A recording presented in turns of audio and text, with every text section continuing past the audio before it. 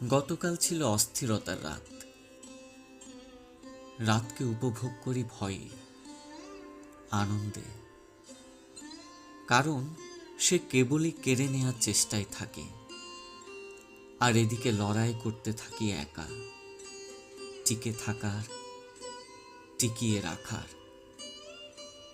সে দ্বন্দ্ব গত 15 বছর ধরে, কেবল আমিই প্রহরী এই যুদ্ধে। রাতের আলো মরীচিকা মাত্র, শুধু চোখে ধুলো দেয়। বিশ্বাসের কোনো বালাই নেই রাতকে, কিন্তু সে ভয়ঙ্কর সুন্দর, অপরূপ তার দৃষ্টি। ভোরে তর্পণ করব, সূর্য ওঠার আগ থেকে আমার অপেক্ষা, প্রতিদিনের মতো, তবে আজকেরটা ভিন্ন। জলদান করব তোমাকে, সাথে সাথে সকল অতৃপ্ত পিতৃকুল ও মাতৃকুলকে।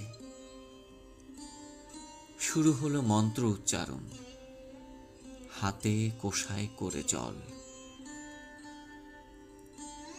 চোখ তোমার দিকে, আর কান ও মুখ পুরোহিতকে দান করলাম। সে যেভাবে চায় করে নেবে। আমি কেবল তোমার চিত্রপটের সাথে কথা বলছি, চোখে চোখে। কেমন আছি জিজ্ঞেস করো না, তোমায় তো দেখি না। এখনো সেই বিছানায় শুয়ে আছো, নাকি ঘুরে বেড়াচ্ছ বাতাসে? আমায় তুমি থাকতে বলেছিলে, মনে পড়ে? সবাইকে পাঠিয়ে দিলে, আমায় বসিয়ে রেখে।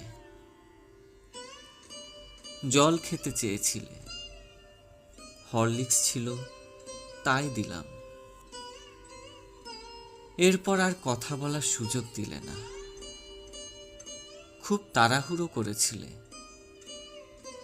আমার স্বপ্ন দেখা বন্ধ করার চেষ্টা। না না, রাগ করে বললাম, চলে গেছো ভালোই করেছ।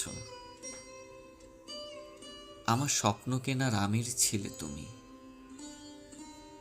কিন্তু সেই পিছন দিয়ে দুটো ঝাঁকুনি দেয়া কেন অনুভূত হচ্ছে আমার হাতে? জল নেবে না? জল নেবে না তুমি আমার হাত থেকে? এতই রাগ তোমার? অন্যায় করেছি তোমার সাথে,